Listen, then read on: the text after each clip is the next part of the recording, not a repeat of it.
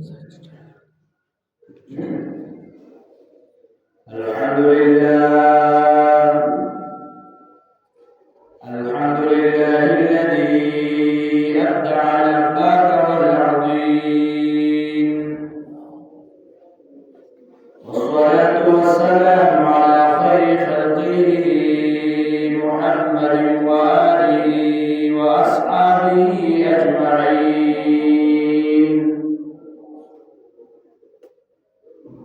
أما بعد، فأعوذ بالله من الشيطان الرجيم. بسم الله الرحمن الرحيم. قال الله تبارك وتعالى في القرآن المجيد: والفرقان الحميد.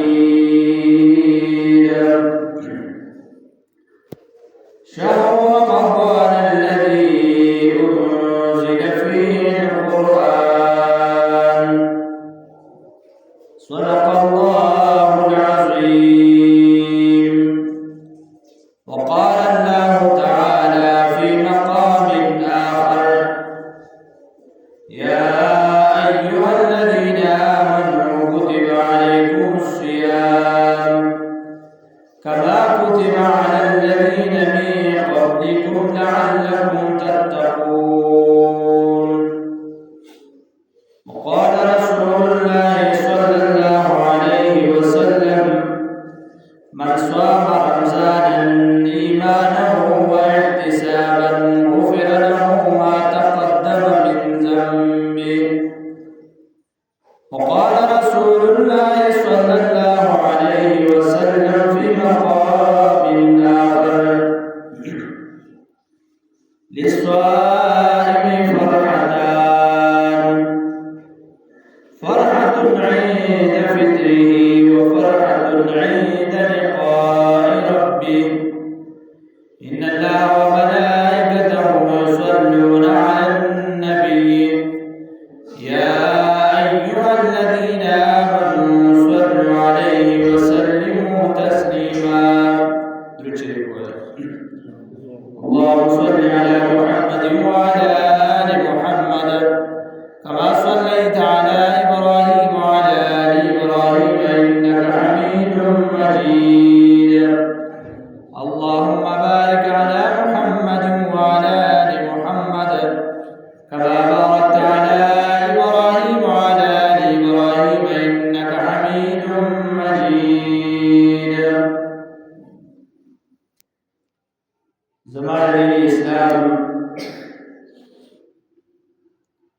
ډېر عزتمن او محترم مسلمانانو، الله رب العزت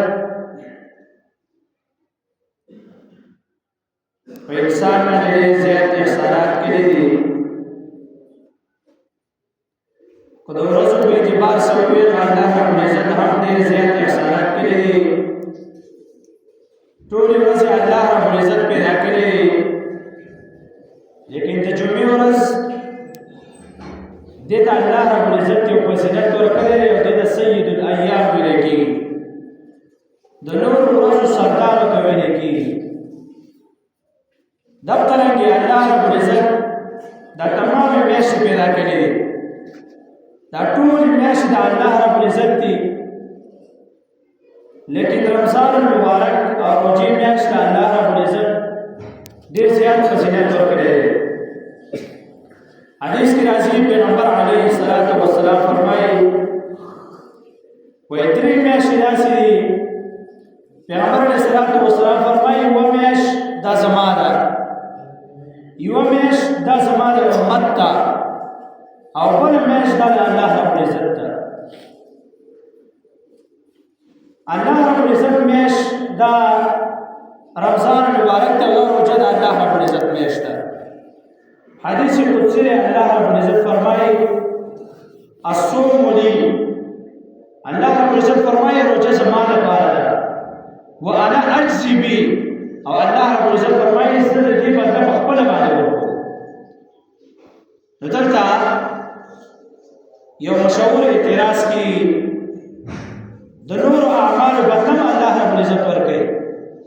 بدله الله رب العزت ورکوي، د روژې بدله الله رب العزت ورکوي، د زکات بدله الله ورکوي.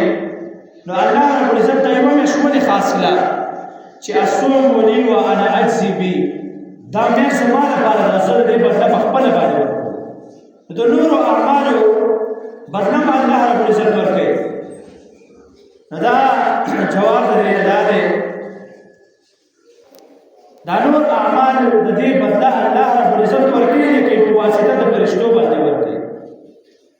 فرشتې نه هر څه ورکوي نو هغه بنده له هغه ورکوي، لیکن د روژې بدله الله رب العزت په خپل لاس باندې ورکوي.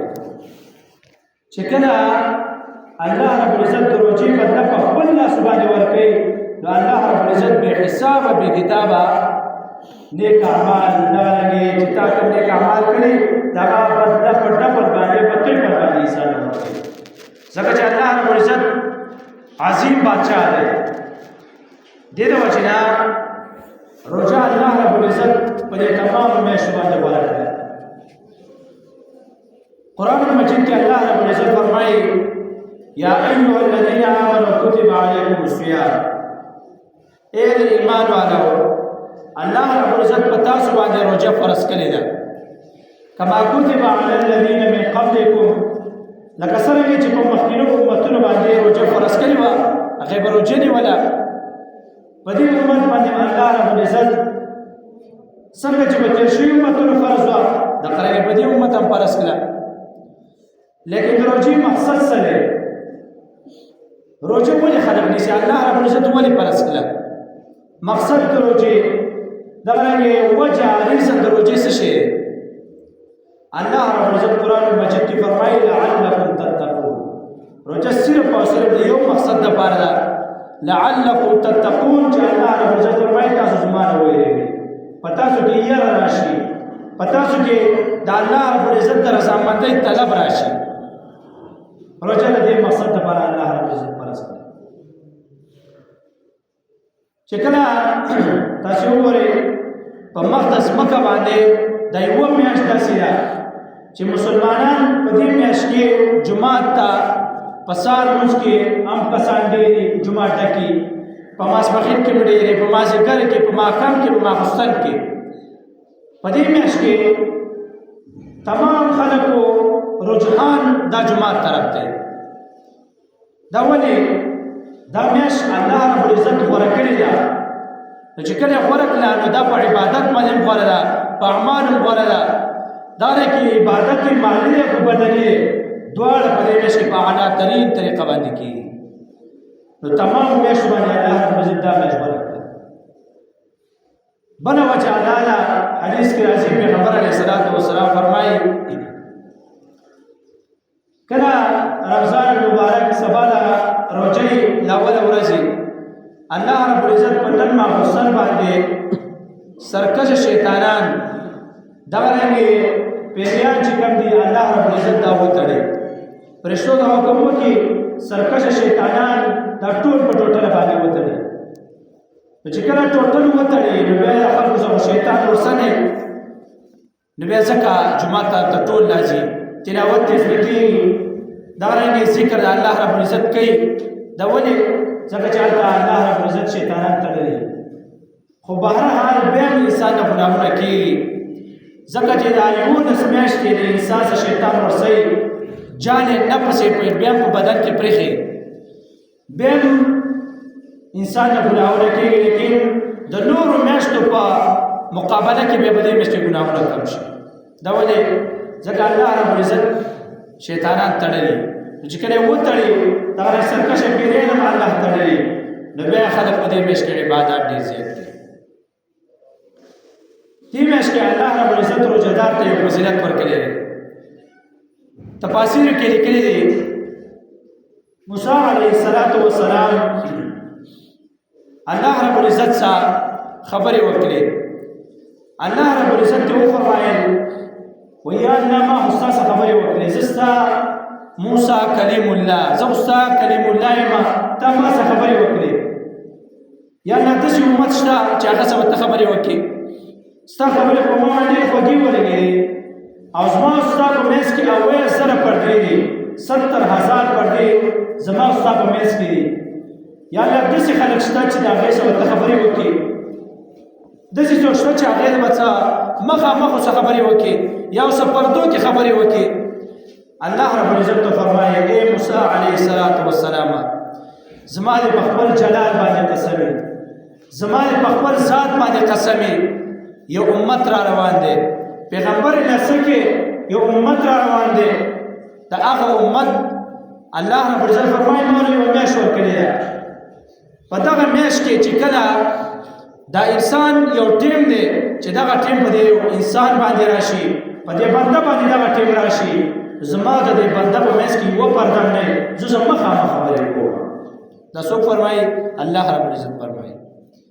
دا کوم ټیم دی دا د دې امت ته د دې امت رمضان مبارک روجمات ټیم دی چې کله روجمات ته د حاضر پروتي تا ته هر څه په دسترخوان باندې تیار پاتې دي اوبه پرتې دي روټۍ پرته ده قسم قسم خوراکونه تا ته پاتې دي ته بیا د الله نه یېرېږې خوراک نشي کولی چې څو پورې الله رب العزت تا ته اجازت نه کړې چې کله تمام قسم خوراکونه پراته او دا 2 منټه یا 1 منټ پاتې الله رب العزت پر اسمان کې فرشتو ته فرمایي و اے فرشتو تاسو زما دې بنده ته وګورئ زما نه څونه یېرېږي ښه وګورئ ښه ته ګورئ لیکن بیا خوراک نه کوي ولې زما نه یېرېږي الله رب العزت فرمایي اے فرشتو تاسو ګواه شئ دا بنده زما نه یېرېږي ما دې ټولو ته مغفرت وکړه څوک چې زما نه یېرېږي دا ولې دا په دې جماعت کې دغه لږ وخت دی دا دومره قیمتي وخت دی چې په دې لږ وخت کې الله رب العزت فرمایي زما او د دې بنده په منځ کې پردې نشته خو زما نه څه غواړي ودې غواړي چې مخه حدیث کې راځي للصائم فرحتان د روژهدار لپاره 2 خوشحالۍ دي او دا یقیني خوشحالۍ دي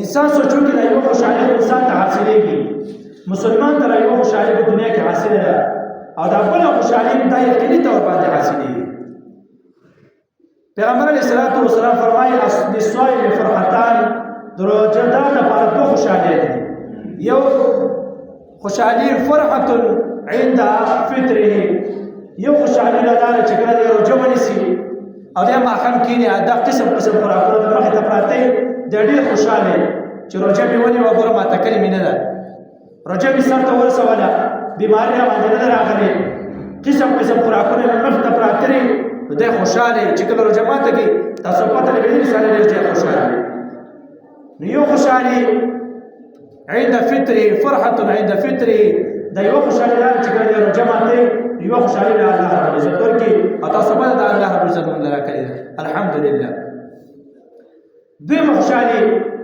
دا ډېر عظیمه خوشحالي ده لویه خوشحالي هغه دا ده پیغمبر علیه الصلاة والسلام فرمایي فرحة عند لقاء ربه دویمه خوشحالي دا ده چې کله دی وفات شي الله رب العزت په سمه خلق د روژهدار سره نو چې یوه خوشحالي الله رب العزت موږ راکړې ده چې موږ باندې روژه ماتې وخت راشي موږ ته قسم قسم خوراکونه پراته وي موږ خوشحاله شو چې روژه مو ونیوه یوه خوشحالي الله رب العزت موږ له راکړې ده انشاءالله الله رب العزت به دا بله خوشحالي موږ له راکړي چې عند لقاء ربي چې الله رب العزت سره ورته ملاقات کړي دا د روژهدار دپاره الله رب العزت انعامات دي دغه رنګې مختلف قسمه انعامات الله رب العزت دې دپاره لیکلي دي او په بل حدیث کې راځي پیغمبر علیه الصلاة والسلام فرمایي چې کله قیامت راشي انتهایی سخته ګرمي وي دومره ګرمي وي چې لمر به یوه نیزه رانږدې شوی ګوره ګرمي ده ګرمي چې اوس په دې حالت کې سړی بار 10 منټه 15-20 منټ د لمر ته کښېنه سړی دې ګرم شي سړی به یې خارښ راشي چې بیا سړي ته یوه نیزه نه لمر رانږدې شوی نو بیا به څومره ګرمي په دقه حالت کې د غرش د سوري د لاندې به عرش به یې راغی سوری به یخ سوری به هواګانې به چلېږي دقه سوري د لاندې به یو ټولګی یو خلک به یو قوم به د دغه عرش د سوري لاندې به راسي الله رب العزت په استخوان د فرشتو په سرې باندې وغوړي خلکو باندې به سخته وي څوک به خپلو خولو کې ډوبي څوک به خپل سختو کې ډوبي دغه خلکو ته به دسترخوان دا وغوړېږي قسم قسم خوراکونه به ورته کېښودلی شي اوبه به ورته حاضرې کړی شي دغه یخې هواګانې به په دوی باندې لګي. خلک به وایي یا الله په موږ باندې دومره سخته ده، دا څوک دي چې دومره په راحت باندې دومره خوشحالۍ ته رامیلاوېږي. الله رب العزت به وفرمایي دا هغه خلک دی چې په دنیا کې زما د یېرې د وجې نه روژه نیولې وه، زما د یېرې د وجې نه روټۍ نه خوړه، خواهشات یې بند کړي وو. دا هغه خلک دی نن زما د طرفه دوی ته دا قسم اعلانات دي، دا انعامات دوی ته میلاوېږي. دغه رنګې بل حدیث کې راځي پیغمبر علیه الصلاة والسلام فرمایي وایي الله رب العزت چې کله دا روژه ختمه شي او د وړوکي اختر پیله ورځې پیله الله رب العزت فرشتو ته فرمایي ای فرشتو دا چې جنتونه ښایسته کړي. 11 میاشتې فرشتې لګوي دا جنتونه ښایسته کوي. یو خو زمونږ کار دی، زمونږ خدمت خو تاسو ته پته راشي شرمې فرشتو خدمت کوي او فرشتې ښایسته کوي. نو 11 میاشتې فرشتې دا جنتونه ښایسته کړي. 11 میاشتې فرشتې دا ښایسته شي، ځان ښایسته کړي. بیا چې کله دا جنتونه ښایسته شي نو چې کله د رمضان المبارک اوله ورځ اوله د عرش د سوري د لاندې الله رب العزت د عرش د سوري د لاندې نه یوه هوا راوالوځي، یوه خوشبو راوالوځي، دا په دې جنت کې خوره شي. چې کله په دې جنت کې دا خوشبو خوره شي نو د دې عرش او د الله رب العزت د خوشبو د وجې نه دا جنتونه الله رب العزت نور هم ښایسته کړي، دا فرشتې نور هم ښایسته شي.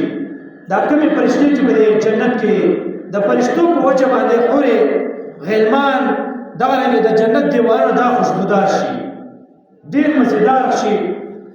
بیا په دې جنت کې دغه رنګې حورې دي الله هغې دعا کوي یا الله 11 میاشتې په موږ باندې خواري وشوه، یا الله موږ صفا شو. 11 میاشتې یا الله موږ له هغه خلک راوله چې کوم ستا نه په دې روژه کې تتې راضي شوی او غستا نه راضي شوي.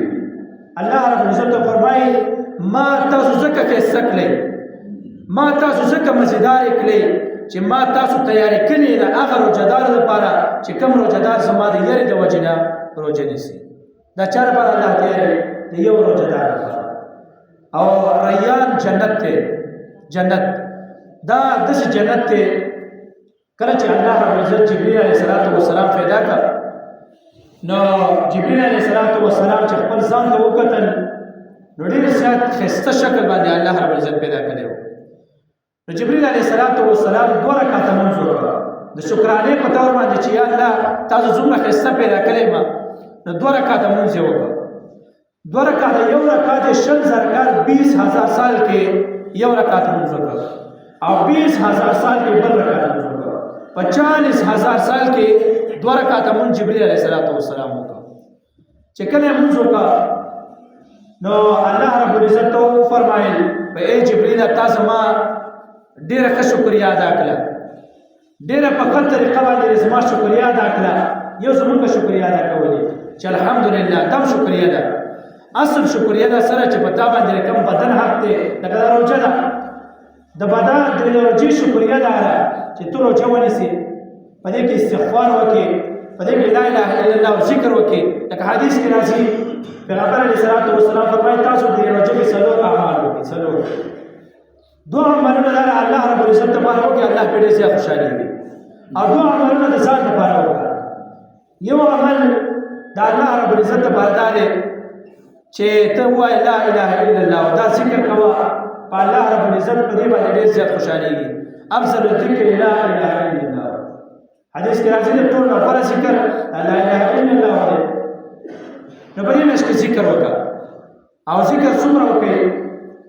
مولا قاری رحمه الله تعالی لیکلی وایي 80,000 پیرې د ځان لپاره دا ذکر وکړئ. 80,000 پیرې دغه رنګې د موت سوچ او پاشوي د هغې لپاره وکړئ، الله رب العزت ته مغفرت نصیب کړي.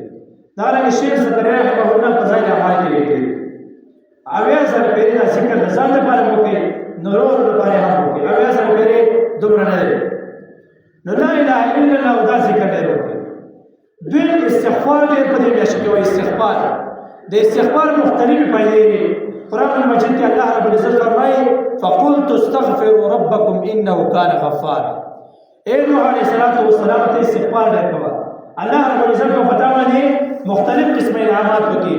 د استغفار یوه فایده دا ده چې الله رب العزت په باندې زغفر دوی باندې استغفار معنا د توبه ته خپل ګناهونه باندې الله رب العزت ته توبه وباسي نو استغفار ډیر کوا الله رب العزت په ګناهونو معاف کړي دویم چې استغفار کوي الله رب العزت په نصيحت هم درکړي دا د دې آیات ته لاندې لیکلي فقلت استغفروا ربكم انه كان غفارا نو دعا مننه الله لپاره وکړئ یو لا اله الا الله ډیر وایه دویم استغفار استغفر الله دا ډیر وایه په دې رمضان مبارک کې او دعا مننه دا ځان لپاره وکړه یو عمل دا الله رب العزت دعا کوي یا الله زستا بنده یم زه تا پیدا کړم یا الله زماره ګناهونه کیږي یا الله زه بنده یم تا ماته ویلي چې خلق الانسان ضعیفا زه تا کمزوري پیدا کړم یا الله زماره ګناهونه کیږي یا الله ماته مغفرت نصیب کا یا الله ماته دوزخ نه خلاصې راکړه نو ځان لپاره یو دعا ادا کوي چې یا الله ماته دوزخ نه خلاصې راکړه زه بنده یم زه په دنیا کې نور تر ټینګې زه د دنیا ور تر ټینګې نو یا الله زه به ستا هغه ورته چې اوې چنده دا ورته سپک دی زه دې ته راټینګېږم نو زه به هغه ته سره ټینګ شم نو دا د دوزخ نه د خلاصي سوال د ځان لپاره کوه بل ځان لپاره د جنت الفردوس سوال کوه چې یا الله ستا صدا ښایي چې ما له جنت الفردوس راکړي کتابونو کې لیکلي دي د پیغمبر علیه الصلاة والسلام د روضې مبارکې خواته یو کس ولاړ دعا یې وکړه ویا الله که ته ما معاف کې نو یا الله زه به خوشحاله شم یا الله ته به خوشحاله شي دا صاحب قبر چې په دې قبر کې پروت دی جناب نبی کریم صلی الله علیه وسلم یا الله دا به خوشحاله شي او یا الله زمونږ د درې واړو دشمن چې شیطان دی هغه به خفه شي یا الله ته ماته مغفرت وکړه ما معاف کړه او یا الله که ته ما معاف مې کړې نو یا الله زه به خفه یم یا الله ته به خفه یې چې ته زما خالق او یا الله دا صاحب قبر دا به خفه چې زه امتی م او دوزخ ته ځم او یا الله یو شی یو کس دا به خوشحاله چې هغه شیطان دی دا به خوشحاله وي غیبي اواز ورته وشي چې ای بنده که تا دا دعا د تمام انسانیت د تمام مسلمانانو دپاره غوښتلې وې الله ته وفرمایل ما به دا تمام معاف کړی وې خو کاش تا د ځان دپاره او تا ته مې مغفرت وکړو نو دې ته به چې نه دعا کوو چې یا الله که ته ما ته مغفرت وکړې ما معاف کړې نو یا الله زه به خوشحاله شم یا الله ته به خوشحاله شي یا الله جناب نبی کریم صلی الله علیه وسلم خوشحاله شي او شیطان به خفه شي او که ته موږ ته مغفرت ونه کړې نو یا الله موږ به خفه یو یا الله تاسو به خفه یې یا الله پیغمبر علیه الصلاة والسلام خفه ځکه چې امتي دوزخ ته ځي او شیطان دا به خوشحاله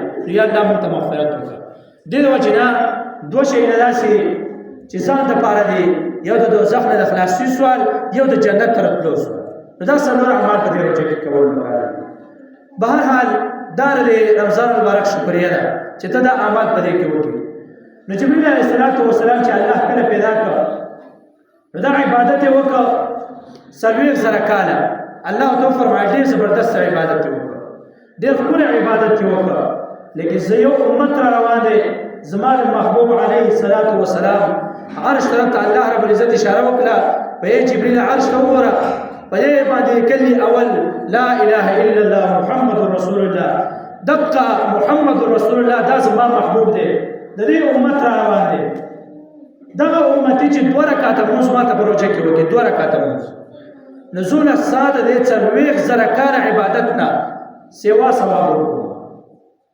2 رکعاته مونځ چې ماته په دې رمضان مبارک کې وکړي فرض مونځ نه دغه لږ نه کړو چې کوم ته مونږ تراویح وایو چې کوم ته مونږ تراویح وایو چې 2 رکعاته مونځ وکړي 2 رکعاته نو ای جبریل علیه السلام تا چې 40,000 کاله مونځ کړی زوله د هغې نه سیوا ثواب ورکړو دا په څه باندې په 2 رکعاته مونځ باندې په 2 رکعاته تراویح باندې په دې باندې تراویح په قضا رکعاته باندې تراویح کې به منډه نه وي زمونږ سب چې ویره چې په 10 منټ په 20 منټه کې تراویح وکړه 20 منټه کې ډن وکړي نه دې 25 منټه کې وکړي ګورې تاسو سوچ وکړئ موږ د الله رب العزت نه بې دریغه څه غواړو او رزق موږ بې دریغه راکوي او موږ په ټیم حساب چې 6 منټه عبادت وکړو 25 منټه کې نن تراویح وکړي استاد 25 منټه عبادت ته وشماره اندر الله رب العزت نه ارزه به دریغه غواړي چې یا الله دومره پیسې راکاو اولاد راکاو مال راکاو پلانې راکاو ډیګرې راکاو او دلته 20 منټه عبادت وخت حسابې چې دومره وخت کې مې نن عبادت وکړ او دومره وخت کې مې وکړ.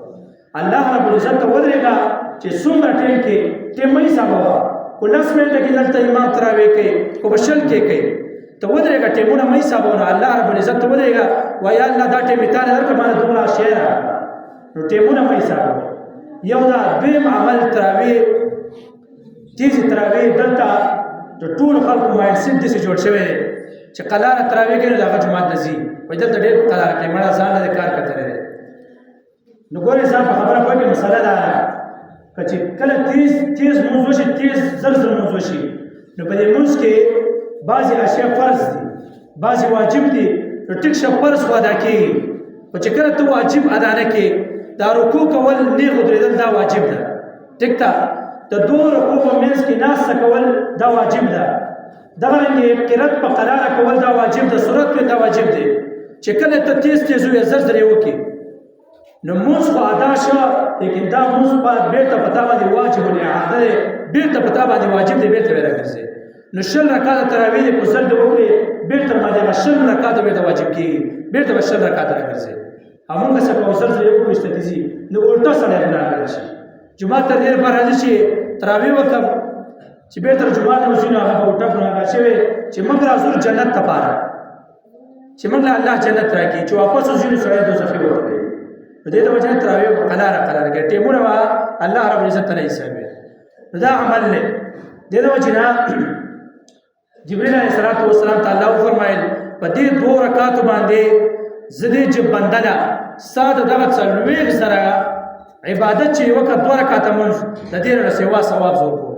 جبرائیل علیه السلام ته تپوس وکړه، وایي یا الله چې ته کله دومره په 2 رکعاتو باندې دومره ثوابونه ورکړې نو دې بدله څه شی دی؟ الله رب العزت ته وفرمایل جنت پورې ورکړم او ریان جنت پورې ورکړم. ریان جنت به زه دوی نه ورکړم. نو جبرائیل علیه السلام ته وفرمایل یا الله که ما ته اجازت ته راکړې نو زه به جنت کې لاړ شم، لږ مزل وکړم. الله رب العزت ته وفرمایل او مزل وکړه ورشه. نو چې کله جنت ته ورغلی نو جبرائیل علیه السلام د الله رب العزت 600 ورسره ورکړي، 600. دې دومره تیز مزل کوي د سترګې د رب په مقدار باندې د اسمان نه ځمکې ته راځي، دومره تیز مزل به یې کاوه. جبرائیل علیه السلام به دومره تیز مزل کاوه چې د سترګې د رب په مقدار باندې به د عرش نه ځمکې ته دې مزل نه ورسوه. او څومره مزل دی د دې ځمکې نه د اسمانه پورې کتابونو کې راځي 15,000 کاله مزل دی، 15,000 کاله. الله رب العزت د اسمان دا یو نری پرده نه ده. الله رب العزت د اسمان دومره پیدا کړی دی چې په دې کې دننه ته مزل کې نو 5000 سال مزل په دې کې دننه دی. څومره چې موږ ته د دې ځنه بار اسمانه پورې دا ارڅ ښکاري، دغه مزل دننه په دې اسمان کې دی، دومره الله رب العزت پیدا کړی دی. نو برش د عرب د 2 اسمانونه دي، نو د 2 اسمانونه به ځمکه جبرائیل علیه السلام دلته د سترګې د رب په شان کې مزل کاوه. الله رب العزت ته اجازه ورکړه د جنت ته کله ورننوت. نو په دې جنت کې دې مزل شروع. چې کله مزل شروع کړ نو د سار نه د مازیګر پورې د مزل وکړ. په بل روایت کې د در سار نه د ماسپښین پورې مزل وکړ. چې کله مزل وکړ نو داري وی ونی سوري لاندې کېناست. چې کله کېناست نو الله رب العزت یې وفرمایل یا الله ته چې کوم بنده جنت ورکې، ستا د محبوب امتی ته جنت ورکې، یا الله ما خو ډېر مزل په جنت کې وکړ، ما به داسې نیمه حصه چې 3 حصه پورې مزل کړی په جنت کې. وایي الله رب العزت وفرمایل چې ای جبرائیل تا له ما څو وزر درکړي 600 خو تا له زه دا وزر 1800 کم درې چندې کوم ته او د دې مزل ستا تیز هم شي نو بیا به ته زما د محبوب امتي چې زه دا یو ادنا امتي دی چې زه هغې له جنت ورکوم، ته د هغې له سمې حصې ته وس هم نه رسېدلی، له سمې حصې ته دومره جنت الله رب العزت یو بنده نه ورکوي. دا په څه باندې؟ په 2 رکعاته مونځ باندې په رمضان مبارک کې. دې ته وجه نه دې میاشت کې الله رب العزت فضیلت ورکړی، هسې نه دی ورکړی. نو په رمضان مبارک کې د بعضو اعمالو خیر به خامخا ساتي. یو خدا د رمضان مبارک فضیلت دی. دویم په دې کې مسائل داري چې په دې کې تلاوت کول دا ضروري خبره ده چې یو قرآن ختم کې الله رب العزت ته د دومره قرآنونو ثواب درکوي لکه اوې پېرې دي چې په عام ورځ کې ختم کړي. 2 رکعاته نفل لمونځ چې وکړي الله رب العزت ته به فرض ثواب درکوي، او چې د 2 رکعاته فرض دا وکړي نو الله رب العزت له په اوې باندې بدلي. او قسم دې حدیث کې راځي چې 2 رکعاته فرض مونږ سره پرې او تمام عمر تمام لږ وخت نه تمام عمر نفل کوي، تمام عمر پرمز دغه مسجد کې ناسي ټول عمر دا نفل مونږ کوي، صدقې ورکوي، د هغه 2 رکعاته فرض ثواب له الله به ورکوي. نو د فرض ثواب دومره دی د دې وجه نه فرض به نه پرې دغه رنګې په دې کې به دا جمع اهتمام کې سړی د جمع سموس کوي. دغه رنګې الله رب العزت له یو فرض دا اصل په وې باندې باندې او چې کله بیا په جمع باندې وکي الله رب العزت نور متچن کوي. نو دا دې اعمال دا په دې کې خامخا کې دا رنګې بل مسله دا چې کله روزه ماته کې یا تاسو روزه نیسئ نو پاو سات مخکې دا روزه مخکې بندوي. کو چاته ټیم معلومي نو ټیم کې اختلاف ته چې کوم ایجوکیټډ خلک دی هغه ته پته چې ټیم کې د پاو سات اختلاف شته. بعض خلک وایي پاو سات مخکې داخليږي، بعض خلک وایي پاو سات وروسته داخليږي. د دې وجه نه احتیاطاً پتو په دې باندې را چې پاو سات مخکې به روزه بندي. یو مسله ده. دویمه مسله ده چې کله روزه ماتېږي نو بعضې خلکو نه یا امامي یا بعضې ماشومانې روزه اذان اکثر مخکې وکړي نو د ټیم اهتمام لازمي دی.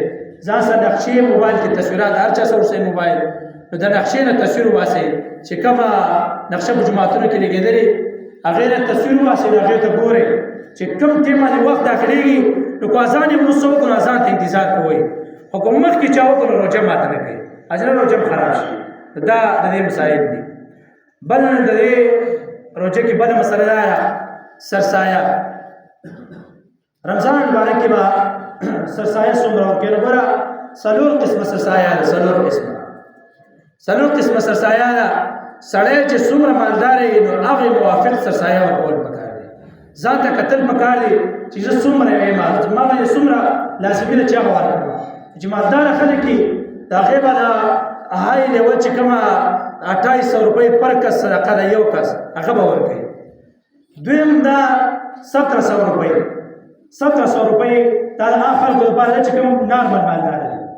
د هغې نه چې کم مالدار دي هغه به 700 روپۍ د یو کس ورکوي، او چې کوم نارمل خلک دی نو هغه 300 روپۍ دا په دې په توره 300 روپۍ د یو کس سرسایه ده. او ټول خلک نن سبا چې مالدار دی خو غریب دی هغه 300 ورکوي. نو ګورئ 300 روپۍ مالدار نه دی پکار چې 300 ورکوي، ځکه چې تا باندې دا ده چې ته 2800 ورکړه، ته 1700 ورکړه، 800 ورکړه او ته 300 ورکوي. الله نه مال درکړی په دې مال کې الله رب العزت کمی دا نه دا موږ د ظاهره نه څه کله چې دا مال کمیږي قسم دې را کمیږي نه. الله رب العزت په الله دوچن درکړي. تاسو به دا تاسو باندې تېر شوي وي چې کله سړی صدقه ورکړي 10 روپۍ یا 100 روپۍ صدقه ورکړي نو چې بار وځي نو داسې بل ځای نه داسې رزق ورته میلاو شي، داسې الله رب العزت داسې مالونه ورکړي چې د ده په سوچ او په سمج کې هم دی. دې د وجې نه چې په چا باندې 28 څوک مالدار نو 2800 روپۍ 1700 روپۍ کمې مه ورکوئ، پوره ورکوئ. دغه د یو کس سرسایه ده او مخکې ورکوئ. موږ یې ساتو هغه چې کله اخرې ورځ شي اختر ورځ په هغه ورځ یې ورکوو نو ټیک ده، په هغه ورځ باندې هم ټیک ده، لیکن که مخکې ورکړي نو دا افضل ده. ولې؟ ځکه غریب دی مخکې ته سرسایه ورکړي نو په دې باندې به دوی ځان له څه کپړې به پرې والي، خوراک به ځان له راوړي. نو دې وجې نه مخکې ورکول پکار دي.